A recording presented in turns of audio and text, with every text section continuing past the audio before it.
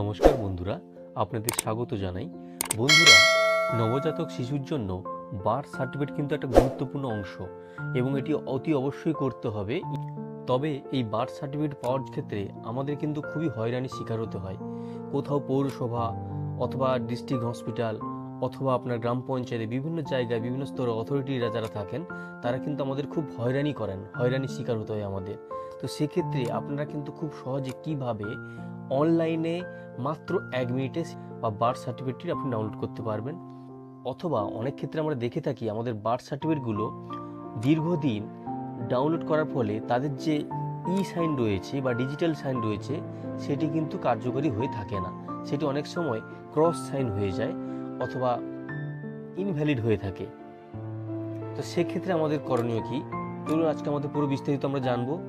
তো এর জন্য আমরা প্রথমে গুগলে চলে যাব। গুগলে গিয়ে লিখবো birth certificate download West Bengal. এটা লিখলেই প্রথম একটি যে অফিসিয়াল ওয়েবসাইট চলে আসবে গভর্নমেন্ট অফ ওয়েস্ট বেঙ্গলের বার্থ সার্টিফিকেট।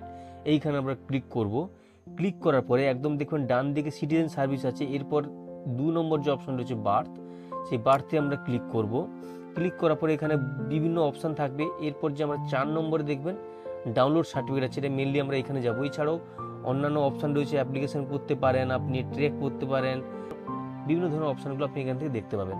তো আমরা মেনলি ডাউনলোড সার্টিফিকেটে এখানে চলে যাব।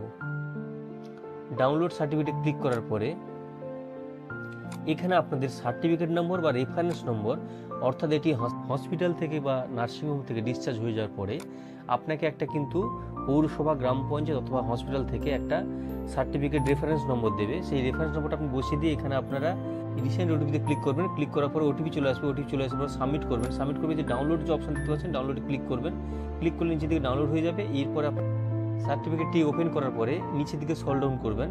এখানে দেখবেন একটা জিজ্ঞাসা চিহ্ন থাকবে, এখানে আপনারা ডবল ক্লিক করলে কিন্তু সিগনেচার ভ্যালিডেট করবেন। সিগনেচার ভ্যালিডেট করার পরে ট্রাস্ট করবেন, এখানে অ্যাড টু ট্রাস্ট করবেন, করে ওকে করলে আরেকবার ব্যাক করবেন, ব্যাক ক্লোজ করবেন। ক্লোজ করলে কিন্তু আপনার অটোমেটিক টিক সাইন চলে আসবে। আপনারা কিন্তু ডাউনলোড করে অথেন্টিকেশন করে প্রিন্ট আউট দিয়ে দিতে পারেন। তো এইভাবে বন্ধুরা আপনারা সবাই সার্টিফিকেট ডাউনলোড করতে পারবেন। যদি সার্টিফিকেট পুরনো হয়ে থাকে সেটাও আপনারা আবার নতুনভাবে ডাউনলোড করে ভ্যালিডেট করতে পারবেন। ভিডিওটি ভালো লাগলে আপনারা সবাই লাইক, শেয়ার এবং সাবস্ক্রাইব করবেন। দেখা হচ্ছে পরবর্তীতে। Thank you friends.